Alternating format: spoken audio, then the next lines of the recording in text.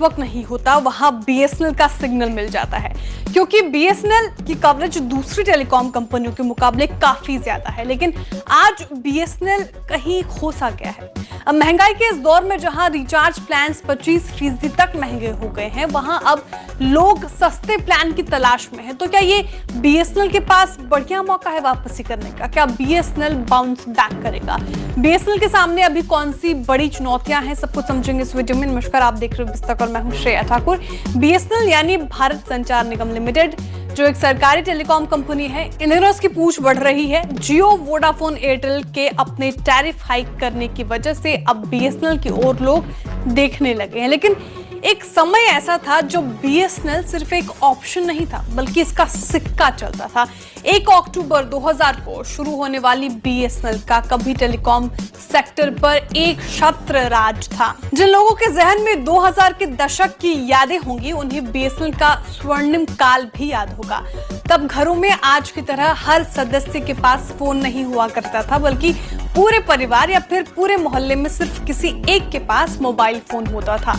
हाँ, 2000 के आते आते लैंडलाइन की संख्या जरूर बढ़ गई थी, मगर मोबाइल फोन्स विरेल ही नजर आते थे। इस दौरान बीएसएनएल की सिम हासिल करने के लिए कई दिनों तक लाइन में खड़ा होना होता था।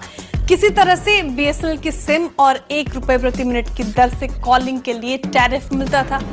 धीरे धीरे इस सेक्टर में प्राइवेट कंपनियों की एंट्री होने लगी और बीएसएनएल के अच्छे दिन लद गए। कभी प्रॉफिट में प्रॉफिट बनाने वाली कंपनी धीरे धीरे घाटे में धंसती चली गई। साल 2016 जियो के आने के बाद टेलीकॉम इंडस्ट्री में बहुत बड़ा बदलाव हुआ। 4G नेटवर्क का तेजी से विस्तार हुआ और लोगों का फोकस इंटरनेट पर पहुंच गया। जहां टेलीकॉम इंडस्ट्री में पहले रेट कटर और लो कॉलिंग चार्ज वाले प्लान्स का बोलबाला था, वहां अब 4G डेटा और OTT बंडल्स आ गए।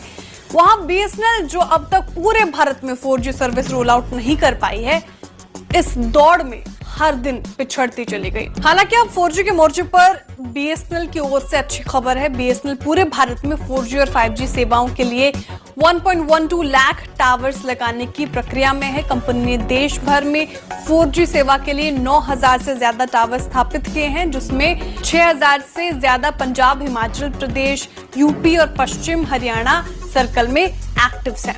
अभी बीएसएनएल के सामने दो बड़ी चुनौतियां हैं। पहला, बीएसएनएल को अपने मार्केट शेयर को बढ़ाने की जरूरत है। मौजूदा समय में बीएसएनएल देश की चौथी बड़ी टेलीकॉम कंपनी है। TRAI के आंकड़ों के मुताबिक रिलायंस जियो का 40.3% शेयर है, जबकि एयरटेल का 33.1% और वोडाफोन आइडिया का 18.8% का शेयर है और बीएसएनएल का 7.46% मार्केट शेयर है। अगर लोअर प्राइस टेलीकॉम ग्राहकों पर बीएसएनएल फोकस करे तो कंपनी का रिवाइवल हो सकता है। वो सर्विस में सुधार से होगा और दूसरा जल्द से जल्द 5G सर्विस की शुरुआत करने से।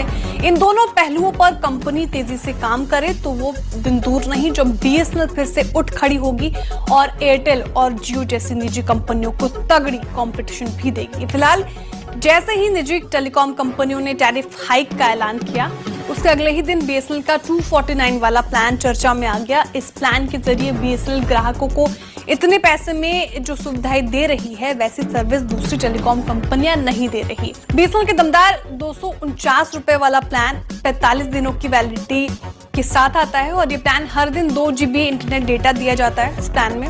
यानी कि वैलिडिटी के हिसाब से इस ₹249 वाले प्लान में टोटल 90 GB डेटा दिया जाता है। इसके साथ ही प्लान में हर दिन 100 SMS का फायदा भी दिया जाता है। इतना ही नहीं, ग्राहकों को इसमें अनलिमिटेड फ्री कॉलिंग का फायदा भी दिया जाता है। वहीं दूसरी ओर एयरटेल और जियो और वोडाफोन 249 के प्लान में इस तरह की सर्विस ग्राहकों को नहीं दे रही है और 209 वाला प्लान अब 249 हो गया। टेलीकॉम कंपनियों के प्लान्स में जो बदलाव हुआ है उसके बाद। इस रिपोर्ट पे आपकी क्या राय है? क्या बीएसएनएल फिर से उठ खड़ी होगी? क्या बीएसएनएल का दबदबा फिर से एक बार हमें देखने को मिलेगा? क्या बीएसएनएल बाउंस बैक करेगा? कमेंट करके जरूर बताएं। वीडियो को लाइक करें, चैनल को सब्सक्राइब करें और देखते रहें बिस्तक।